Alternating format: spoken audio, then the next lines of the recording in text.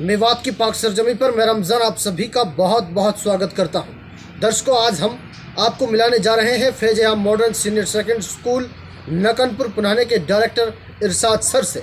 उन्होंने मीडिया से बातचीत करते हुए कहा कि हमने बच्चों के लिए शिक्षा के लिए फ्री ऑफ कॉस्ट उनके लिए लाइब्रेरी का प्रावधान बनाया है और उसमें बच्चे पढ़ सकते हैं।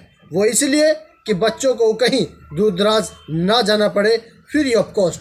दूसरे जो गरीब परिवार के बच्चे हैं जो शिक्षा के लिए या फिर स्कूल में उनकी फ़ीस है उनका पूरा तरीके से फ़ीस नहीं भर सकते, उसके लिए भी उन्होंने गरीबों से भी अपील की है कि आप अपने बच्चों का एडमिशन करा सकते हैं और अन्य बच्चों की तरह वो भी पढ़ सकते हैं। तमाम बातचीत हमने आज उनसे स्कूल में बातचीत की है।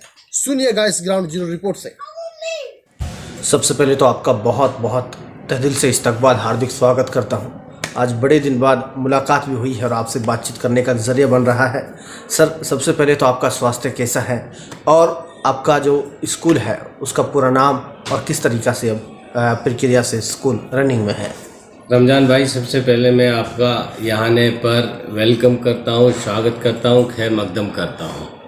रमज़ान भाई, अल्हम्दुलिल्लाह, अल्लाह का शुक्र है, बहुत अच्छे हैं और आप यहाँ हमारे यहाँ तशरीफ़ लाए, इसके लिए आपके लिए बहुत ही यानी शुक्रिया अदा करता हूँ मैं बार बार। जी सर, मैं जानना चाह रहा हूँ स्कूल को लेकर आपकी जो लाइब्रेरी वगैरह भी तैयार हुई है उसको लेकर क्या कुछ कहना चाहते हैं सर? सर, हमारा शुरू से यही मकसद रहा है कि हम बच्चों को अच्छे एजुकेशन दे सकें। ठीक है, हमारा स्कूल से कोई पर्पज़ नहीं है कि मान लो हम इससे मान लो करोड़पति बने या अमीर बने, बिल्कुल भी मकसद नहीं। हमारा मकसद है सिर्फ हम मेवात के बच्चों को जितनी हमारी बिशात है इतनी हम लोगों को काम आ सके और इसी पर्पज़ के लिए हमने स्कूल खोला हुआ है। और मैंने कुछ इम्प्रूवमेंट करने की सोची है आने वाले टाइम पर, भाई हम बच्चों को बेहतर से बेहतर एजुकेशन दे सकें। जब हमने इस पर काम करना शुरू किया तो हमारे माइंड में एक बात आई कि यहाँ के जो बच्चे हैं वो यहाँ पर जो बच्चे हैं वो यहाँ पर इन्वायरमेंट नहीं मिल पाता बच्चों को। बिल्कुल सर। जब गांव में हम जाते हैं तो बच्चे यहाँ से पढ़ने के बाद 6 घंटे स्कूल के इन्वायरमेंट में रहते हैं, उसके बाद फिर उसी माहौल में आ जाते हैं। तो हमने इसके लिए एक इम्पोर्टेंट ये चीज़ रखी, क्योंकि स्कूलों के अंदर इस चीज़ की कमी है और मैं अपने साथियों से, जो भी मेरे साथी हैं स्कूल चलाते हैं, मैं भी इसके लिए एक राय देता हूं कि आप अपने अपने स्कूलों के अंदर यानी लाइब्रेरी सेटअप करें।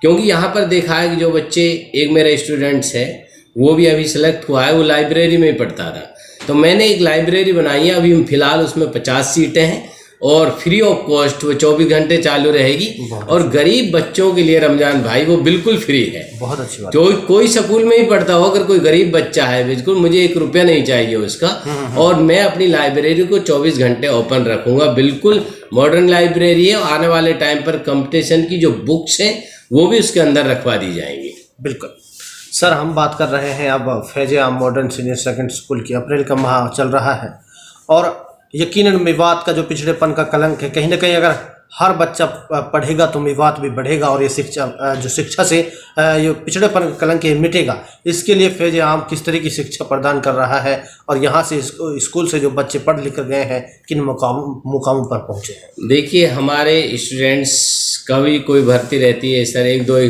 स्टूडेंट्स यानी हमारे उसमें सेलेक्ट होते हैं। ठीक है, और उसके लिए हम बहुत प्रयास करते हैं। हम जैसे मान लो बच्चों को एक्स्ट्रा एजुकेशन देते हैं, एक्स्ट्रा क्लासेस लगाते हैं बोर्ड की क्लासों के लिए, और जो छोटे बच्चे हैं उनके लिए भी यानी एक्स्ट्रा टाइम दिलवाते हैं टीचरों को।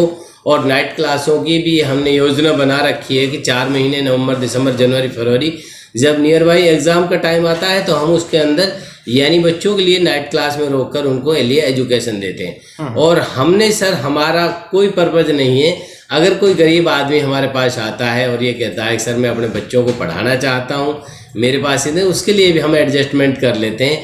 किसी से आज तक भी हमने कोई आदमी ये बता दे कि हमने किसी आदमी से ठोक कर ये कहा हो कि नहीं मुझे तो इतने पैसे चाहिए। हम गरीब लोगों के लिए बिल्कुल एडजस्टमेंट करने के लिए तैयार हैं और लड़कियों के लिए स्पेशल हम छूट करते हैं।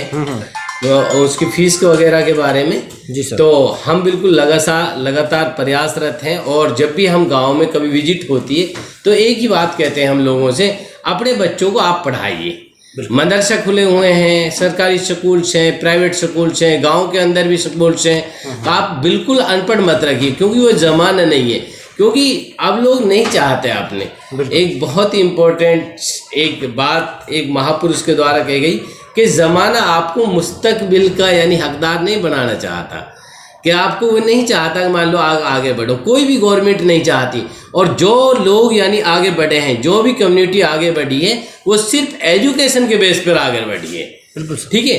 अब जैसे मान लो एक सिख समुदाय है, वो भी ये बात कहता है कि हम ओनली 2% हैं, पर हम सियासत में हिस्सेदार हैं, नौकरियों में हिस्सेदार हैं, और हम यहाँ पर 20% होकर भी यानी फिर भी हम पिछड़े हुए हैं। सिर्फ एक एजुकेशन का रीजन है रमजान भाई। बिल्कुल सर। तो सर मैं जानना चाह रहा हूँ, बहुत सारे ऐसे युवा हैं, वो पेरेंट्स हैं जो आपको देख रहे हैं, सुन रहे हैं, फैज आम में एडमिशन लेना चाहते हैं स्कूल में, क्या प्रक्रिया, कब तक एडमिशन आपके चलेंगे?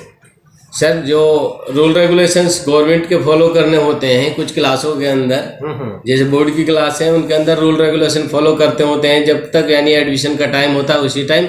और मैं तो ये कहता हूँ, हमारे यहाँ की पॉलिसी है लगभग बहुत सारे पेरेंट्स की कि वो छुट्टियों के बाद भेजते हैं या फसल का बहाना बनाते हैं, 2 महीने बाद आते हैं, तो उनका जो बेस है वो मजबूत नहीं हो पाता, वो कमज़ोर हो जाता है। इसलिए क्यों ना अपने बच्चों को, जब इतनी फीस ही देनी है, स्कूल में एडमिशन ही कराना है, क्यों ना 1 तारीख से उन बच्चों को भेजा जाए स्कूल, ताकि बच्चों के अंदर जो कमज़ोरी है वो सारी यानी निकल सके और उनका बेस है वो मजबूत बन सके। अपने स्कूल का एडमिशन कब तक चलेगा सर? अपने एडमिशन सर अब के हमने बिल्कुल ये सोच रखा है कि हम सेलेक्टेड सीटें रखेंगे। अच्छा। बिल्कुल कम रेशियो रखेंगे, अच्छी एजुकेशन देने का प्रयास करेंगे, बेहतर से बेहतर यानी टीचर रखने की कोशिश करेंगे। तो लगभग अप्रैल तक हमारे एडमिशन चलते रहेंगे। चलिए, मैं जानना चाह रहा हूँ सर, तमाम मेवातवासी आपको सुन रहे हैं, उनसे क्या आपका संदेश है शिक्षा को लेकर, कि यहाँ पर जिस तरीक़ा से देखते हैं आज मेवात की हालत ऐसी है कि अगर आप कहीं गांव में जाएंगे तो वहाँ पर बच्चे, बूढ़े, जवान आपको मिल जाएंगे। इसकी वजह सिर्फ और सिर्फ अशिक्षा है। शिक्षा लेंगे तो सर आगे बढ़ेंगे, उसके लिए क्या मैसेज है? देखिए, मैं यहाँ से रहबरान और गांव के जिम्मेदार, सरपंच, पंच, इनके लिए एक मशवरा देना चाहता हूँ। आप इसके लिए एक मुहिम तैयार कीजिए, और हमारे गांव के अंदर जितनी भी बैड हैबिट्स हैं, चाहे जुआ की हैं, तरह तरह के यानी सट्टे हैं, तो आप उनके लिए बिल्कुल उनकी एक टीम बनाइए और उन बच्चों के लिए पढ़ाई के लिए प्रेरित कीजिए। जी सर। क्योंकि इसमें आप लोगों का सहयोग बहुत ज़रूरी है। जब तक गांव का जिम्मेदार या गांव का अपने कस्बे का एमएलए है, चाहे कोई और है, बहरहाल जो भी हैं जिम्मेदार पर्सन हैं, वो अपने अपने स्तर पर यानी जिम्मेदारी लें और उनके दिमाग में एक ही बात बिठाएं कि हम बस एक ही तरीका है हमारे पास, एक ही हथियार है आगे बढ़ने का, वो है एजुकेशन। इसके बिना कोई चारा नहीं है। बिल्कुल। हाँ। एक रोटी कम खा ले लेकिन। हाँ बिल्कुल सर, या इसमें कोई शक नहीं है। और दूसरी कम्युनिटी के लोग आप देख भी रहे हैं, सबसे इम्पोर्टेंट यानी उनके लिए सर अपने बच्चों की एजुकेशन है। बहुत सारे तो बड़े बड़े शहरों को इसलिए नहीं छोड़ने के लिए राजी कि हम यानी अपने छोटे शहरों में जाएंगे, गांव में जाके रहेंगे तो हमारे बच्चों को अच्छी एजुकेशन नहीं मिले, यानी अपने उनको। और मैं तो ये कहता हूँ, चाहे आदमी करोड़ों रुपए कमा ले सर, कि जब तक आप बच्चों को आपने सही सेटलमेंट नहीं किया, अच्छी एजुकेशन नहीं होती, तो आपके वो पैसे सारे बेकार हैं। इसलिए मेवात की जनता से, मेवात के लोगों से एक ही राय देना चाहता हूँ कि आप अपने बच्चों को हर कीमत पर अच्छे से अच्छे, जितनी आपके सिस्टम है, जितना आप एडजस्ट कर सकते हो, इतने अच्छे से अच्छे स्कूल में आप अपने बच्चों को बेहतर से बेहतर तालीम दिलाने की कोशिश कीजिए। चलिए, बहुत बहुत शुक्रिया सर अपना कीमती वक्त देने के लिए। Thank you sir. तमाम खबरों में बस इतना ही। दीजिए रमज़ान को इजाज़त। अपने सुझाव शेयर करने के लिए आप कॉल कर सकते हैं, बता सकते हैं। खुदा हाफिज़।